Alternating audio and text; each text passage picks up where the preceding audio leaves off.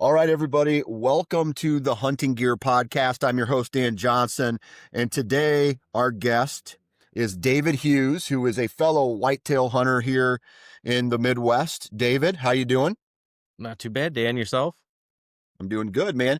I do have to start off this episode with a little bit of a story that just happened before we started recording. And so as the listeners of this podcast know, I host several podcasts. Most of them are outdoor hunting related. I got the Nine Finger Chronicles, the Western Rookie, the How to Hunt Deer podcast. Soon I'm going to start recording episodes for the How to Hunt Turkey podcast. And David decided he wanted to test out the link to see what happens for this interview before we started recording. Well, this link goes to a studio, and this is the studio where I record all of my podcasts. And he pops on, and the first thing I swear he hears is two grown men talking about scheduling sex. Okay?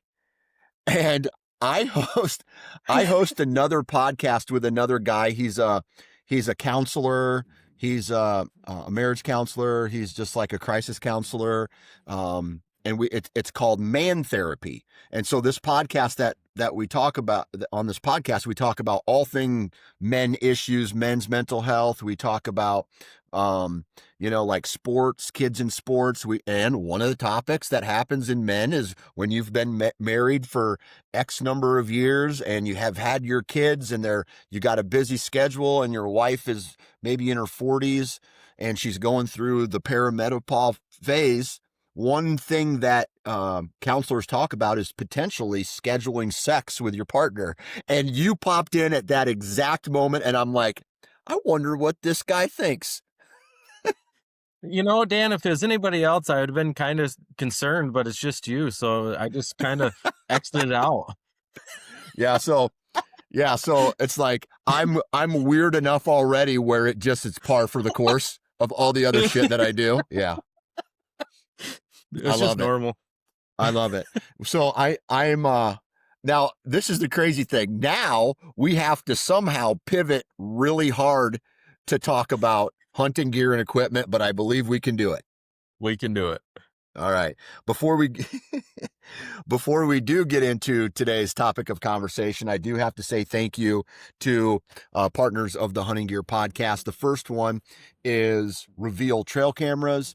I don't know about you, David, but I run a handful of cameras. I rely on the cameras to help tell me the story of what's going on in the timber.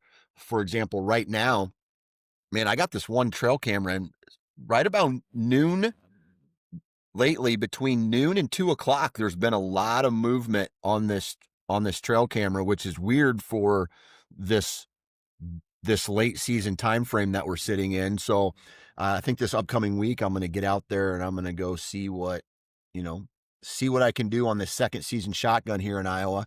But if you want a badass trail camera, man, go check out the new Ultra from Reveal, and you can go look at all the functionality. You can go check out all the new features of it. You can check out the features through the app as well, the new app, and some of the mapping and predictive deer movement stuff that they have on the Reveal app. And you can do all of that by going to tacticam.com/cameras and check out the new Ultra.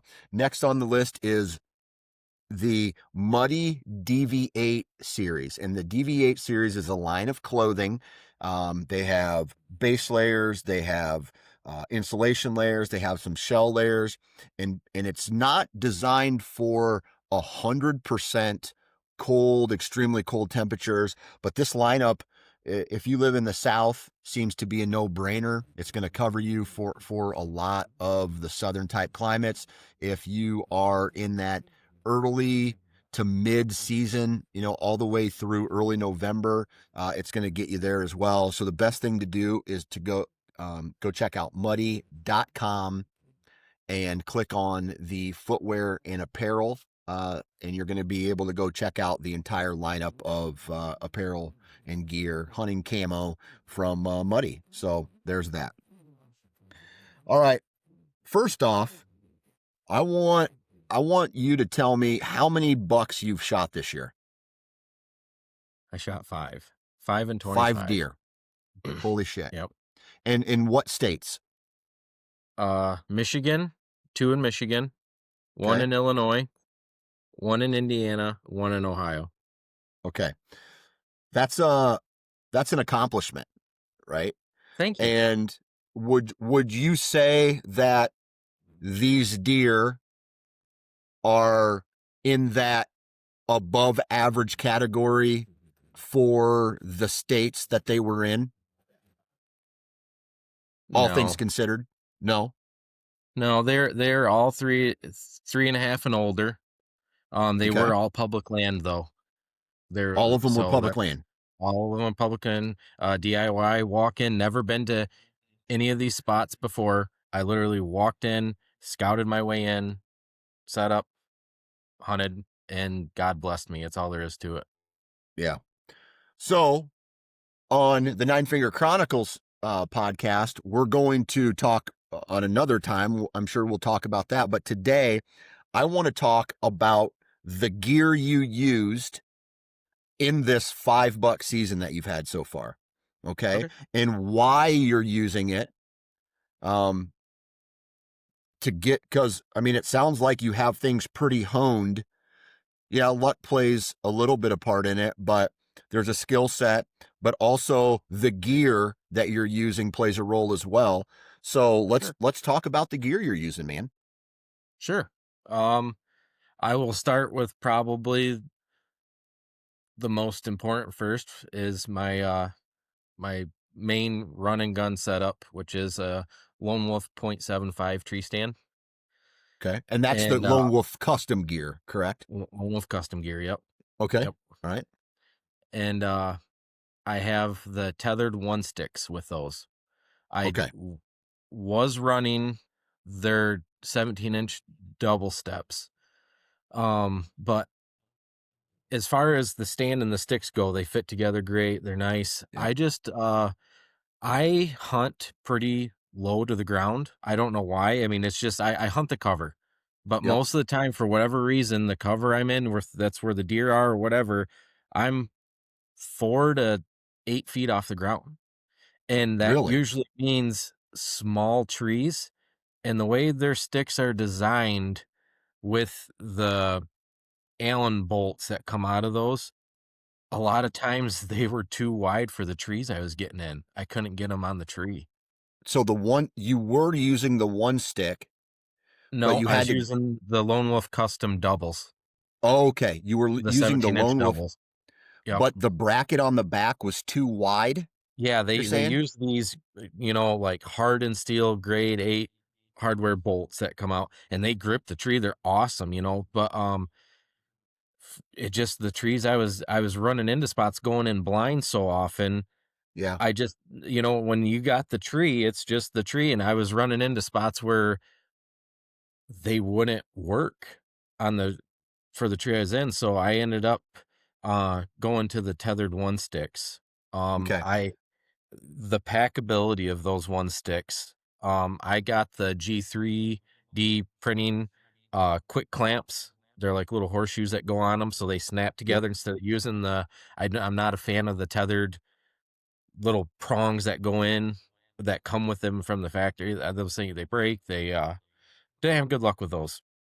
Okay. So I stealth stripped them, put the G3D clamps on there, and the way they store from tethered, they use that micro am steel cord, and they just wrap up and around, and then they got an elastic strip that goes right. I mean, they're so fast and so Yeah.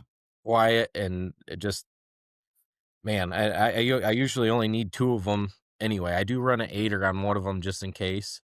Yeah. But, I do have a Method 2 saddle with a Predator platform as well, but I ran into a lot of I don't know if it's just, how I hunt or the luck I had or just, when you go in blind, you're not two for sure on kind of what the deer you have idea. The deer always were on my weak side, and you have that bridge, and with a Yep. bow, so I've went to pretty much archery only in a stand Yeah. because I can just spin around or shift and I hunt on the back side of the trees most of the time, not all the time. There's no absolutes in Yeah. in this game at all, period. Right. I just do what works for me. All these companies make honestly top of line products. They're hunters for hunters, built by hunters, and Yep. I really actually kind of prefer the saddle for gun hunting because then you have that tree in the bridge and you got a pretty good rest Yeah. either way. You're just switching, you can ambidextrous a gun. You can't do that with a bow Yeah. as easy, Yeah. So one thing that on the one sticks, I thought those were really good.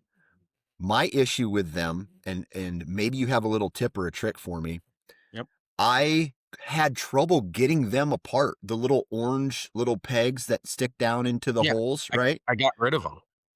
Oh, so you You took all those off. that's the G3D printing. They have a aftermarket, it's like a clip, it's a horseshoe that snaps around the tube instead of goes down in, Dan. Okay. That's what I Okay. was saying, those things are horrible. I couldn't I Yeah. mean, them So how hard was it to take them off? You just have an Allen wrench and you take it out? so those you just popped out, you just take a little punch and you pop those right out, and then you Okay. get the G3D, and that comes with screws and a 3D printed bracket that you put underneath, and you just screw down, and then they literally just snap together, Okay. and they Man, don't make any maybe I noise. how much does a pair or a set of those cost? Oh, that I'm not sure. You gotta go to G3D Outdoors Okay. online there.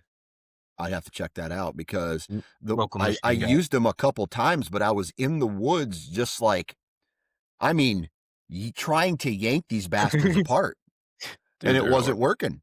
no. And so I used them one time and then or one or two times, and then I liked once they were out on the tree. I liked them, but stacking them up Yep. became a hassle, and I should probably go check out those little things.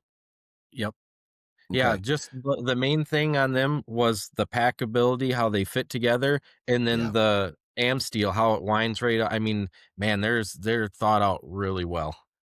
Yeah. And so you're running two sticks with an aider on small trees. You're hunting fairly low to the ground. You're Yeah. using the 7.5 hang on from Point 7. Lone Wolf Custom Gear. So Yep. I'm looking at that right now online, and I'm seeing $649.99 online for that stand. Um, Yep. Talk to me about the price point, and did that bother you at all? No. Okay. No, it didn't. It is, made in USA. Mm-hmm. They have I mean, they're the OGs, they have more time in the field and more people in the field than anybody else. Uh, they're good people. I like Yep. supporting good people. Um, and I have fucked up so many times in my life trying to save money and like, okay, I'm just gonna spend this $200 here instead of the 600, and I end up spending the 200, then the 600 a month later because the $200 is squeaking and clanking and breaking or whatever, like buy once, Yeah. cry once. That stand will Right. last me the rest of my life, and then it can be passed down to my kid. Yeah. I mean, it's Yeah. just that simple. Yeah. That's definitely one way to look at it. I mean, I think I'm under the same impression too, where I mean, I have a ton of the original Lone Wolves that I've still used. I mean, I might even have the one hanging on downstairs on my wall that I got from a garage sale years ago. Took it, I used it this year, then I took it down, and it's in my garage or it's in a tree somewhere. I can't remember where it's at, but it's one of those, and I've stealth stripped that, um, especially the metal parts, not the steps. But I've been using the Lone Wolf Assault and 4 sticks for my running gun forever, Yeah, forever. right? And the only thing now as I get older that I would start, it's not a criticism, it's just a me getting older thing, is on some of the trees I get into, they're a little off, right? This, and then they have the smaller ones, but the new Lone Wolf and like the XOPs that are the same, what's the other brand that basically Novice. was yeah, Novex, yes. Some of their stick steps are wider now, and they have the hook on the end that prevents Yep. your boot from sliding off, right? Correct. And so but I hunted this year with a bum knee, and so the one sticks are double stepped, right? And that would have been a lot easier for me to get up into a tree as opposed to on something that's stepped, as opposed to trying to almost pull myself up on the stick with a bad knee. And that sucked when I had to do that. Uh, Less than ideal. Not really safe Yep. either. No, not safe at all. Less than ideal. Okay, so have you tried in the past, like what led you to that specific setup? Was there any other Man. sticks or saddles or stands that you used in the past that you're like, okay, it's okay, but I want to upgrade? Yeah, I don't think we could get through this entire podcast with that, Dan. Talk Yeah, about, spending, money on stuff that is, I mean, but it's all a learning. Like you got to find what works for you. What works for me yeah, might not work for you. The same right, product. I mean, it just everybody's built different. The way they climb, their strategy, whatever. It just yeah, I built what works for me. yeah, yeah, Um, there's a lot of trial and error. I just, like I said, I can't reiterate enough. Just buy once, cry once. I mean, yeah, you're going to end up spending the money no matter what. And then what's the value of your life worth? Is that $600 really that much money if you're looking at the construction and safety and how it's been designed too, So yeah, it really grips the tree. There's a lot of times where I go to pull the strap off, my stand's still stuck to the tree, Dan. Like I have to yeah, pull it off the tree. yeah. Think That's a about it. good sign. Yeah, that's a Yeah. good sign. Um, so but your method of hunting is heavy into the run and gun, right? The Yeah. hang and Yeah. hunt. You're tearing down every hunt. So how many tree stands do you actually have? Is it just the one and then the set of sticks, and that's what you use every single hunt you go in? Yeah. So I have the .75. Mm-hmm.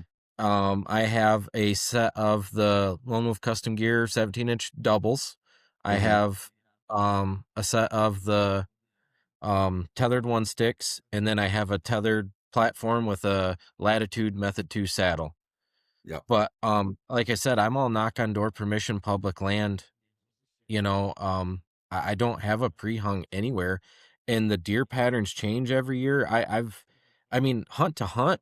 I mean, I do so many micro adjustments within my sits. I don't get married to a spot. That's probably me and Joe, the boogeyman, were talking about this last night. He was asking me because he hunted with me some this year. And he's like, dude, just like, how are you doing it? Like, we show up to a place and you're tagged out after the first morning. And I was like, I don't know what I'm not doing really anything different than anybody else, I don't think. And we're kind of trying to dive into that, and we still haven't really come up with other than that sixth sense that we talked about in the last podcast. I just when you get in there, you can feel it, and I, I don't know. And I'm looking for certain trees. I'm hunting the cover, and I'm kind of thinking about things somewhat different in the moment and in the spot than what most people do. Like some people just want to my Ohio hunt there. I had a spot picked out. It was way back in. It was snowing that morning and everything. And most people, when you have a spot picked and you got that, you want to get there before daylight, right? Like you're just going to turn and burn. You're going to kind of just get in there. And I was like, man, with this snow coming down, I got the cover is quiet. I'm going to let it get daylight and I'm going to slip in the gray light, because I've never been there before. I just felt like my odds were gonna be better, so I just held up, uh, on this transition line, under there wasn't a power line there, but it must have been like a underground oil line or something, and there was, like, a bunch of goldenrod and, uh, it was on the way to where I was gonna sit, and I just held up there and let it get light, and this buck was coming right to me, right down the edge of that transition line, right at first light. I woulda walked right by this deer. Yeah. Yeah. And so a little bit of the strategy matched with the gear that allowed you to implement your strategy, which Yeah, seems to be heavily mobile style of deer hunting. yeah, and I am when I say minimalist, I mean minimalist. Like, sometimes I'm like, "How can I not take a bow in with me?" Like, I just feel like it's too much. Like, I'm just like, Yeah. "What can I cut here?" Like, I mean, I'm bare bones. When I'm out there to hunt, I'm out there to hunt, Dan. I don't need snacks. I don't need a phone charger. I don't need to be like, I I literally am taking my stand, sticks, my bow, my release, rangefinder. That's it. Grunt call Yeah. sometimes. Yeah. I don't need anything distracting me, or I'm not going for a 3-day sit 24 hours straight in a stand. And Hmm. even then, like my all day sits, I take a bottle of water. Yeah, it kind of sucks, but I'm there to hunt. I'm on point. I don't really let myself get distracted. I try to stay in the game the whole time. And that's tough being focused that long and all, but it really pays. It Yeah. you know, Yeah. I'm And there for that so one opportunity. I don't want to miss it. were you always a minimalistic hunter, or did you go through a season, like a part of your life where you're like, dude, I gotta have all of it?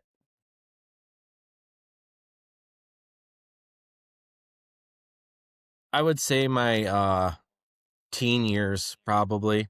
You sit and you watch Lee and Tiffany and all these other guys, and they got half of their house in their stand. Yeah. I used to have the cookies. I used to have the drink, or the rattling antlers, the grunt call, the whole gambit. I would Yeah. say probably my teen years, and that was also when I had pre-hungs. I was Yeah. hunting the same stand over and over, wondering why I wasn't seeing any deer, or they would be just out of range, skirting me every time, coincidentally, right? Yeah. Yeah. And so what led you to be a minimalistic hunter? Like, was there a moment where you're just like, dude, I just have too much shit on me? Did it cost you a deer, or did you start following a certain influencer or podcast or something like that that got you to go, I'm, dude, I need to just drop 90% of this stuff. I don't think there's one specific instance I can lead to in that. I think it's just part of the journey. Hmm. Um, Man, that's a good question, Dan. You're doing good today. This is some tough ones. Yeah, you never. It's the stuff you don't ever think about, really. Yeah. Self-reflecting stuff or whatever. Cause I know, dude, I'll be honest. I know I could drop a ton of gear, right? Like I take Oh, an Ozonics in the tree with me, right? You yeah, know how even though it's lighter than what they used to be, dude, I love having an ozone option in the tree with me. My confidence is at an all-time high when that thing is in the tree. Is it necessary? No, it's not. Is it expensive? Yes, it is, but it gives me a little peace of mind. And I carry a bottle of water with me. I don't eat in the stand anymore either, like I used to. I always carry a couple extra hooks. If I'm doing a run and gun like I did this year, I'm always wearing a saddle, so I'm hybrid. I'm wearing a saddle in the tree stand, yep, right? And that's a yep. majority of my hunts. I like having the pockets on the side and the ability to kind of lean back um, on on a lot of that. Other than that, I have a couple extra screw-in steps. That's about it, but it's still not as minimal as what you have. I know that if I ever do go on like next year, I'm thinking about focusing more on whitetails throughout the Midwest as far as the rut is concerned, Yep. and getting into some spots where it's going to be like a potential two sticks and a tree stand type or a saddle and a platform type of an environment. Yep. And I and then and then I go, but I'm always thinking about what's the terrain, what time of year is it, That's right? fair too. If it's in November, I'm getting higher because there's less vegetation. If it's mid-season, I'm hitting lower because the leaves are still on the tree. So I don't need that third or potential fourth, that fourth or third stick Yep. when I'm doing a run and gun, that kind of stuff. I used to bring a handsaw with me Yep. or even in, dude, I can remember some of these hunts that I was going on, um, where I was 100% mobile every set. I had the 4 Lone Wolf sticks. I had the assault stand. I had the Wicked Tree Gear collapsible pole saw. I had my Ozonics. I had extra layers of clothing, and it was just like 50 pounds of shit on my back, right? And so I used to be able to put up 4 sticks and a stand in like a matter of minutes, like just boop, like Yeah. second thought, like just not, it's just reaction, not even thinking about it. You feel And now, bulletproof, don't you? oh yeah, Yeah. once you get up there, You're in it. and then the other thing that I used to be really like, oh God, you had to be quiet, you had to be just like dead quiet. But Yeah. then I also, dude, there's been times, and this happened in Kansas, where I was making a shit ton of noise, setting up, getting in. I dropped something out of my tree, made a loud, echoey noise, and then I went back down, had to climb back up the tree, set, and then 10 minutes later, a buck came by and I shot it. So There it's you go. like, I don't, like, for me personally, I don't stealth strip or tape up my sticks or my stands for the quietness. For me, it's more about like the feel that some Yeah. of these sticks Okay. have, where Yep. it's cold, like it's cold, and Cold. it doesn't feel Yep. as cold when you're Yep. sitting there doing it at like 25 degrees or 30 Oh, degrees. You know certainly. what I mean? Yep. So, all right. That was Um, that hunt in Kansas was probably a rut hunt though, wasn't it? yes, it was. Yeah. Yeah, it So, was. everything's situational. Like early season, I would probably disagree with most of that. You gotta be on Yeah. next level. But when it comes to Yeah, the you're rut, right. dude, I've I've ran through the woods blowing a grunt call through the middle of deer like a insane person to get to my stand, and then next thing you know, here they come single file. Yeah. Yeah. I mean, Yeah. That's a good point. it's all situational. Time of the Yeah. year. I mean, Yeah.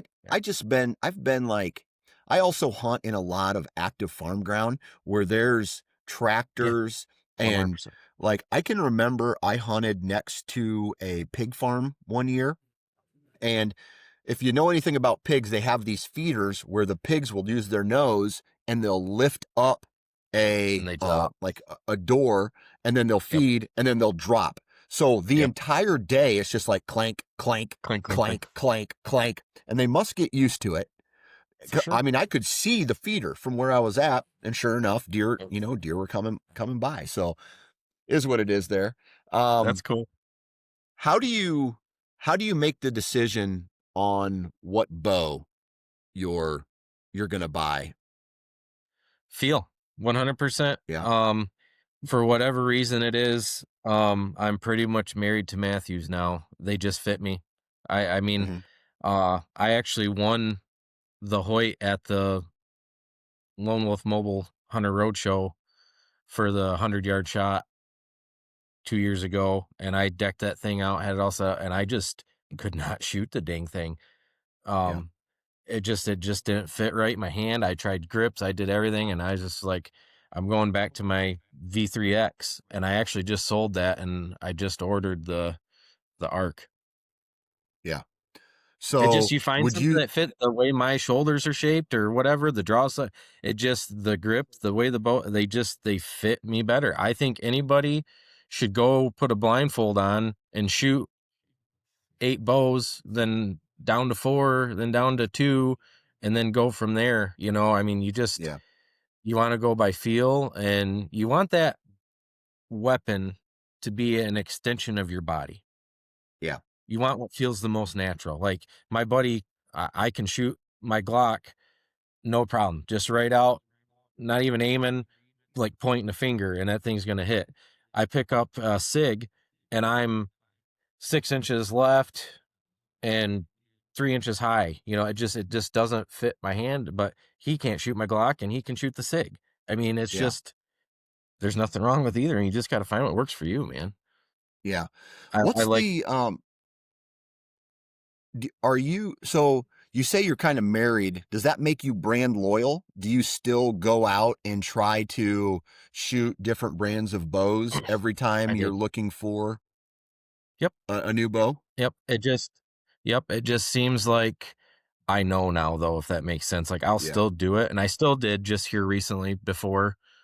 I'm a lefty too, so that kind of narrows some things down. Like, I wanted to really try the Prime, but they're not Mhm. even going to make it in a left hand. They're not even going to offer it in a left hand. So, they're Interesting. aluminum bow. Yeah. Yep. So I was like, I'm just gonna order this arc. Won't be They won't even start making the left hands until March of next year. Okay. So Okay. I'm out on that for a while. Yep. But Yeah. I have a feeling it's gonna be a good match. Yeah. And that's the same thing where for for a while, I can remember going through and back in the day when I was heavily going to the trade shows and hitting the ATA every year, I had the ability to go in and shoot a majority of all the bow brands at Yeah. that one place. Now, some of these shows, the not all the bow manufacturers are going to the ATA show anymore, so Yeah. that played a role. And so I would go to like a local archery shop, and they had the PSE, the Matthews, the Bowtech, and then some of the like other brands. I don't think they had Hoyt. I don't think they were a Hoyt dealership. But what I'm getting at is I kept, and there's a lot of them that were good, but I kept gravitating towards the Bowtech side of things. There was a Yep. lot of them that felt really good. Like I was surprised a couple years ago by the advancements that PSE has made Yeah. in the game, and Yeah. they started making some really good bows. Their new carbon bow is And pretty sweet, man. yeah, I'm not a carbon guy for some reason. I just have it in my head. I don't like carbon, but I used to not like the Matthews draw cycles either. And now Yeah. they've done something, or my body's changed, or whatever, to where that felt better. Not last, I didn't shoot last year's bow, but the bow before that The felt phase better four. in my. Yeah, one of Yeah. those. It felt way better than what it was, and so. Um, Well, now but they for have the that mo new Z mod too for the arc coming out. So they have different mods. You can change the whole feel of your bow just by mods. So I like the versatility of that too, that Yeah. they're And offering. that's becoming industry standard, where you don't need a bow press, you don't need all that stuff to make changes to your bows to really customize it. I think the one thing that I personally am going to be heavily looking into between now and next year is grip styles. I feel Yeah. like I need a fatter grip on my bow than what I currently have for some reason. Okay. Like right now, Yep. I wrap electrical tape around it a handful of times. It doesn't do anything really.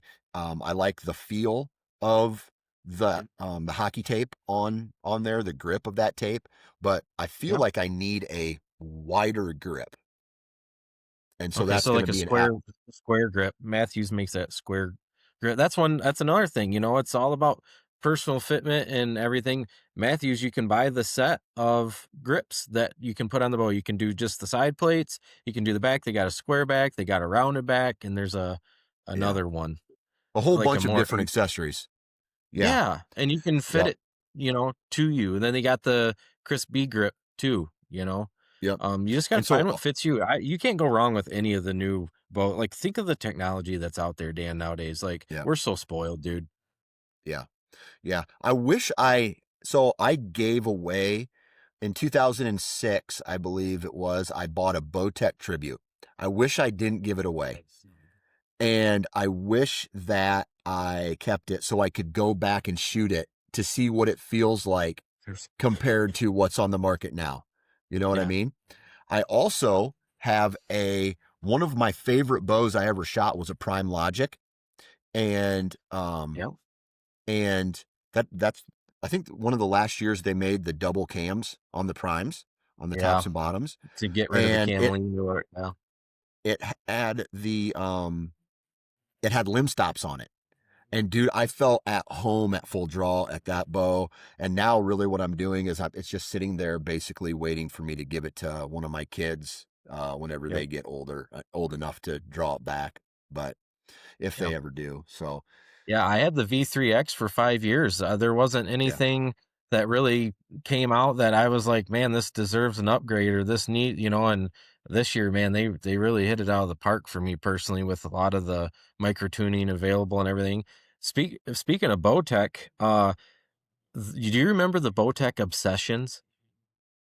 Like, they're an I, older bow. I mean, yeah, 2000 yeah, anyway, those bows are actually kinda making a comeback. yeah. But There's how do been you this mean? trying to buy those. Dude, it's weird. It's like bows have this, like, second life to them. Like, you got the new stuff coming in, and you're like, "Okay, this Hmm. is sweet." And then there's, like, this, like, 5 to 6, 7-year period where that bow just kinda dies. It's not worth nothing. And Hmm. then you still got the new technology, but then all of a sudden people want that was a good bow. They realized how good of a bow that was, even Right. compared to the new feet per second where and they start buying them off of eBay and everything. That's kind of what's happening with those Obsessions. Those were a fast bow. Yeah. I think a lot of what happens too is when you get into there's a group of people out there who take it real serious. And then there's a group of like, and I've had this, I don't want to call it awakening, but it's like, why does a person need a new bow every year or every other year? Right. And so they buy a new bow and then they realize, like, on paper, all of this stuff is the same, right? The draw length, the draw weight, all that stuff is the same. Yeah, there's definitely some technology updates, but does the average Joe need all of that? Oh, And the answer is probably no. And so they're like, well, I got rid of this bow. I liked shooting it, and I'm going to spend 70% less on this used bow. All I have to do is take it to a bow shop, get new strings on it, make sure there's no cracks in the limbs, and I'm back to shooting a really good quality bow. yeah. Yep, most certainly. I honestly think it's I think it's a confidence thing. I think it kind of gives people confidence. Like, I got the best equipment. Let's get out there. I think it's that. There might be a small percentage of some that are ego there. Yeah, And then there's probably n- yeah, yeah. yeah. What's the what's your arrow build look like? Oh man, Dan, you really want to piss some people off today, don't you? I don't know. I'm not trying to piss This anybody is, off. I know. No. All right. So here we go. This is going to be Okay. your one that you record and throw out there. Okay. I shoot a full total hunting weight arrow of 348 grains. Okay. Lighter. 29 inches. Okay. Um, Okay. so I'm shooting 70 pounds. I shoot the mega meats Okay.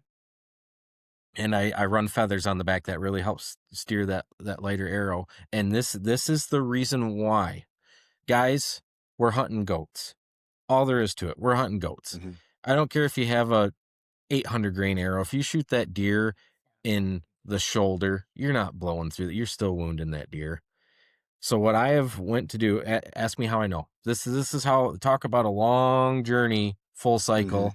I did the whole ranch fairy stuff and did all that, and then I was shooting over deer, shooting under deer, and all that because the pin gap you have with that tank of an arrow is insane. Then you're in a rut hunt and you have a buck at 10 yards, and all of a sudden he bumps that doe out to 35, and you don't have time to range him. And there's your shot opportunity, and you're sitting there with pins this far apart because you're shooting a log.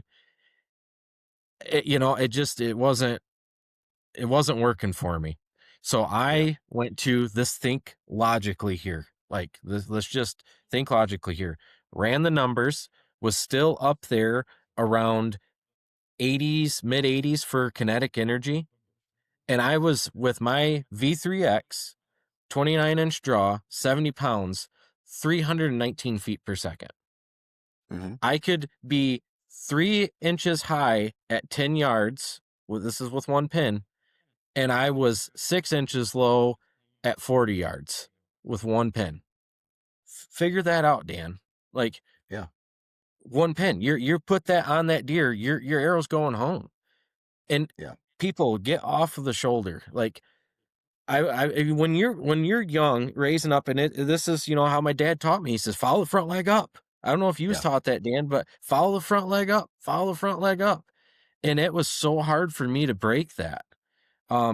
I actually now go up the rear leg of the deer. That's part of my shot process. I go up the rear leg of the deer and I come over Yeah. because it I gets go me off the shoulder. It Yeah, I and go up the front leg and then over 4 inches. Like you could I'm shooting off shoulder big time. I'm trying to hit mid to back lung every 100%. time. Yeah. Yep, I'm that back rack of ribs, man. Yeah. And I think that's great. However, I feel that there's a time and place for a heavier arrow, but we have to remember even 10 years ago, 350 grains total arrow weight was pretty big compared to like I can remember measuring somewhere around high 270s, high 200s for a total arrow weight, which was probably way too Yeah, uh I mean, back in the day when everybody was talking about speed, right? My arrow goes this yeah, fast, whatever. Okay, I get it. Here's what I want to say is I see a lot of videos online of people shooting deer, and I want to get your take on this, of yep, people shooting deer and the arrow is not going in as far as it needs to. And even in my opinion, if you're at 20, 30 yards, right? Let me ask you yep. this question. With your setup, is your arrow going through the deer at 30 yards and in? Oh, Dan, go to my YouTube page. I have a doe that I intentionally shot quartering to for this, research and development purposes. That arrow went right here through that entire deer out in front of the back leg and stuck in the ground 8 inches at 12 Okay. yards. At Yep. that 160 I shot in Illinois public, that was like 10 yards. I mean, blew right through. This is all on video. I have not had a time where the arrow did not pass through the deer with Yeah. this setup. But I'm staying off of the shoulder. Yeah. I mean, what is So, more, people talk about ethics. What's more ethical? Having a heavy arrow trying to hug that shoulder and having a very low percentage shot, wounding that deer, having it stay out there in the woods, wounded, shoulder, high back, or is it more lethal to aim back a little bit and maybe if you clip one long liver, you got to wait 10 hours before you go track it. I mean, yeah. Yeah, I have a heavy arrow and I shoot off the shoulder. And just for that's yep, personal reasons like what we all have. But yep, I want to talk about some of these arrow builds that I'm seeing. Dude, I'm seeing people hit a deer and they're getting one lung, but I feel like with today's technology and the bows that people are shooting, you should be passing through deer at 20 yards.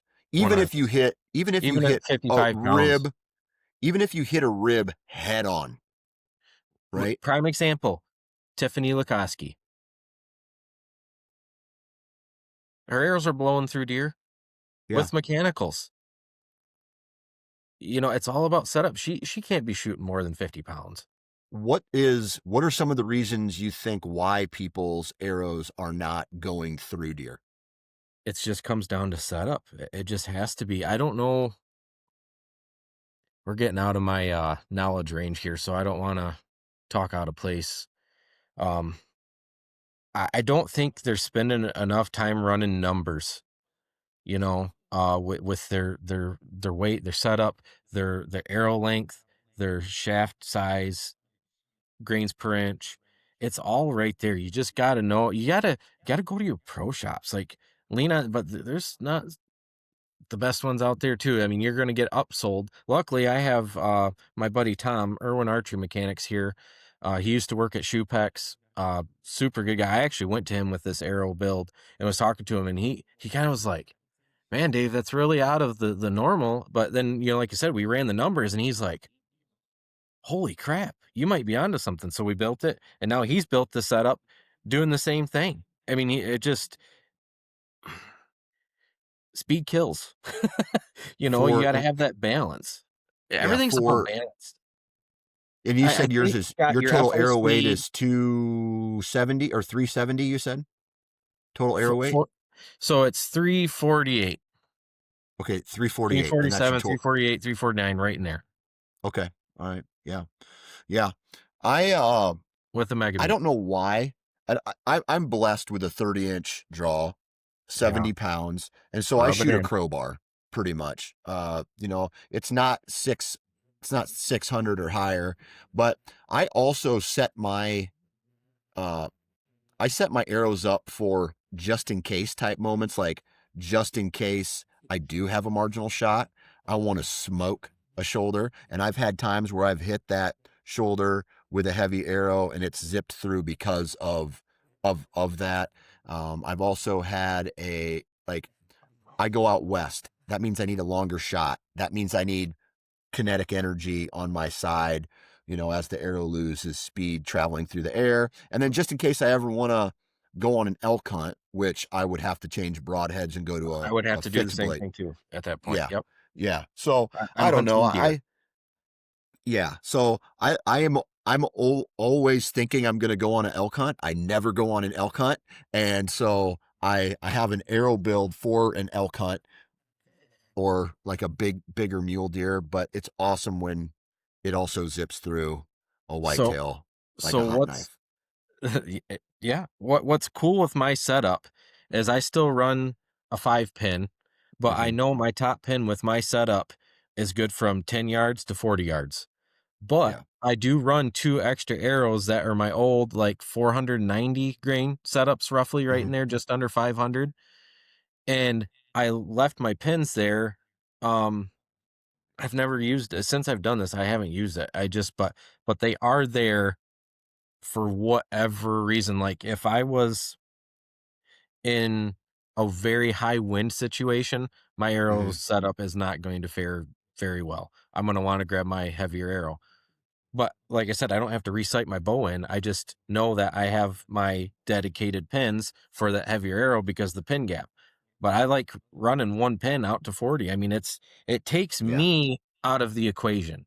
This is all about odds, and whenever you can Yeah. change 5% efficiency across the board, well, you do three things at 5%, you just got 15% better at what you're doing. Yeah.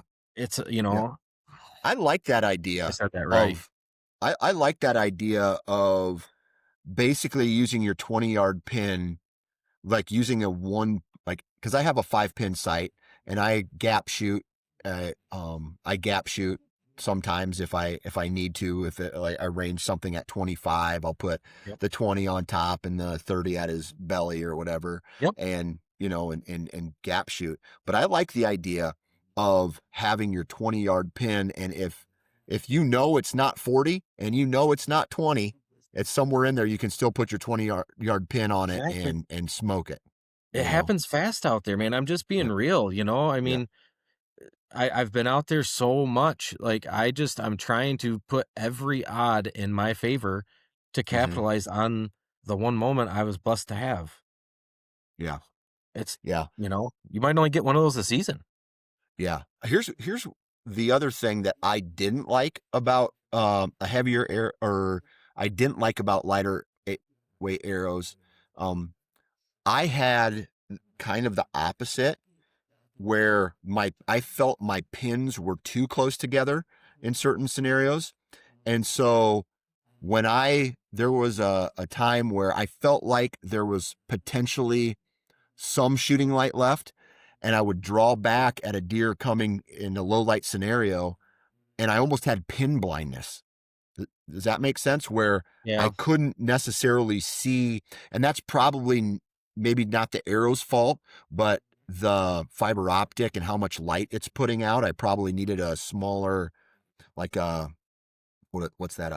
You A really only point needed one. one pin in that situation then, Dan. If you think if your Yeah, pins are that tight, you might do a 26-yard zero, and that puts you X high at 10 yeah, and X low at 40. You see what I'm saying? yeah. My And arrow's there's heavy enough prints, my pins are wide enough I don't get that, with the 2 yeah. setups. And there's pluses and minuses to everything. So then For sure. that caused me to go to a one pin site for a lot of years. And then the one pin site was great until I had a very quick, like bouncing back and forth type scenario where he was at, he was at 10, then he was at 40, then he was at 30. And I was sitting there trying to do that all the time. You know, Exactly. I don't Dude, know. happened way that exact scenario happened to me way more times than I even wanna remember. I mean, 100%. I mean, that is just it's so frustrating and depressing, when that Yeah. happens, and that's what I was trying to eliminate by doing that. And this goes Yeah. back to the last podcast we did. Hunt your hunt. Do what works for you. Just stay in your lane. Do your research, try some things. Don't be afraid to try a couple things. You might be surprised what works and what doesn't work that people said worked or Yeah. didn't work. Vice versa, Yeah. you know? What other parts of gear outside of the bow and the arrow and the sticks and the stand and the saddle um, kind of play a role in your mobile setup?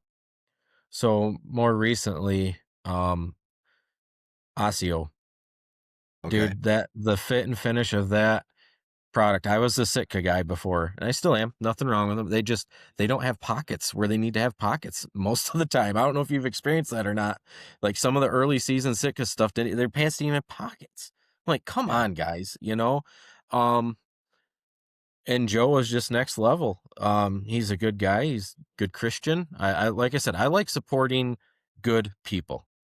Yeah. That's what it comes down to. And he's out in the field doing, I mean, just the attention to detail, and this is a rare thing that you don't normally get these days, is you get quality for a good price. Like, I think his price to quality is next to none. I mean, for Yeah. what you are getting, like, he should be 15-20% more in his pricing, honestly. He could easily get away with it, you know? Yeah. It just, it's camo for hunters. It has changed so much there in the woods that I feel like it's quieter. Everything, like, I don't even have to think of where my rangefinder's at or the pot. Like, it all just feels right. It feels, once again, a extension of your persons. That's how I feel in that camo. It's just a extension of my body. Like, it bends in the right spots. It's quiet. It's man. It's good What's stuff. the and so you're saying that when you decided to lean that way and start buying the Osseo gear over the Sitka Yeah. gear, And that was a tough transition. it was more of a functioning thing as far as 100%. yeah. I mean, I already had almost $2,000 in Sitka gear. I had the whitetail set. I had everything. And then Joe came out with that, and I talked to him at the what was that mobile hunter expo that came here. And then obviously I talked to him out at Andre's place when I was out there. And then they came to a couple of the road shows that I hosted here in Michigan with some of their gear. So after getting to talk to him and actually just try it, like when I first put that jacket on and the pockets were right there and everything, and it bent, like, I'm wider guys, bigger shoulders, and it kind of flexed with me. It didn't feel constricting at all. The cuffs were nice and tight around the arms, so you release, nothing was, Hmm. man, I just was like, this is a no-brainer. Like, this is far superior functionality compared to what I have currently. Yeah. And So yeah, I the have attention to detail was really for for a hardcore bow hunter. 100%. Yeah. Yeah. Mobile, Yeah. hardcore hunter, yes. Yeah. And there's a lot of companies out there that do this similar thing. I know like Code of Silence is one. They have their own special take on the camo and things like that. Osseo Gear. I'm trying to think of there's a couple other ones First that Light. First Light is yeah, I guess you could put First Light into that, but they're kind of a um, they're bigger, and I feel like Yep. some of these brands are like this mom and pop Oh, stop. I see what you're saying there. You know Got what it. I mean? Like, Got it. they're a smaller brand, but they still have a big Yep. value to them. I You see know what what I you're going mean? up for. Yeah. Yep. And so there's a couple other ones. Predator camo might even Yeah, I was fall just gonna say, yeah, into that. the Dude, OG, man. I love Predator Oh, camo yeah. from back in the day, man. Oh, yeah. Um, and so I that wanted was that in the worst probably way. yeah, that's probably one of my favorite camo brands throughout all of the years. Yep. As and it was funny, a lot of that stemmed from looking at a magazine advertisement and Yeah. looking at the magazine advertisement and going, well, that camera angle is from eye level, not from a deer's level looking up Yep. into the tree in a October or November day and Yep. how it looks. And I'm just like, if you look up at predator camera, it literally looks like it could be part of the tree, and the white spots and gray spots are where they should be to make it Ye look like a stwick Yeah. or a stwick, a twig and a stick and things like that. Yeah. And the contrast there, that's why I I was love like, it. dude, I really liked, always liked predator camo. Oh, yeah. And the key to all this, though, is just staying the fuck still, dude. Like, just Yeah, stay, just be part. When people say blend into the woods, I think it's just yeah, breathe, match the vibe. You can. I wouldn't wear blue jeans, just because of the UV. I think UV and the material is more important than the pattern. The type of material used is more important than the pattern. 100%, I 100%. probably And would that's die. where You would die I on don't know that. if you've, yeah, I don't know if you've heard like the Code of Silence guys, and that they, and their can or their material is non-reflective of the sunlight, and so Oh, okay. that's Killer. yeah, that's pretty sweet. Killer. But like the material plays a huge role, but some of the stuff, especially the first line of Sitka, I couldn't wear Sitka's pants into the woods because I would walk out with every thorn, cockabur, bagger's lice, all that stuff stuck to it to the You're point where I was sick of cleaning it off. So a lot of the Yeah. fleece stuff I don't wear, Yeah. especially for the bottoms. I'm wearing like even denim and Carhartt type material pants with Oh, a yeah. hunting type base layer underneath of it. It's just not Oh, yeah. durable enough. Yeah, that late season, what was that called? Their late season. It had a name. Yeah, What Inferno was series or Inference? something like Yeah, that. Yeah. dude, them things. I wore it out into the wood. I mean, I was like, I literally just dropped $800 in burrs. Like it was like A not burr even. It magnet. was so many burrs. Like I couldn't even bend my legs. It was. Yeah, yeah, It was so bad. yeah. Oh And it wasn't just Sitka. It was a no, variety of brands when correct. fleece became huge. And Oh then, yeah, dude, I just like this year, I wore the pants I'm wearing right now on my mule deer hunt, and they're like, I bought them at Farm and Fleet and yeah, or Tyson's, excuse me. I bought them at Tyson's, and then I wear a base layer underneath of them. If it was cold, um, I would wear something a little different than this, but yep, they weren't the major big heavy fleece stuff. I just can't do that, man. I got sick of pulling shit off. Now, if once I get to the tree, I'll put on like a fleece or a heavy coat for something like that. So yep. yeah, Well, buddy.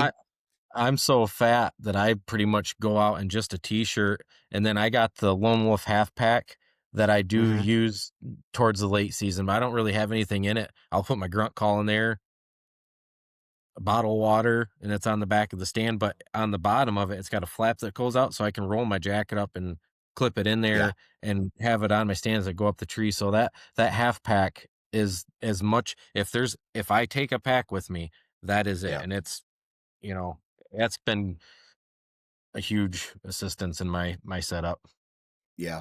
I have a I don't even know what the name of the pack is for, but I have the straps underneath. So like Yep. I I do not like getting sweaty going to the tree stand. Oh, you just And it, freeze in after. oh dude, it sucks. It sucks. So I have the rolled up whatever it is. I mean, there's times where I'm going to my tree stand in my base layer and my base layer pants.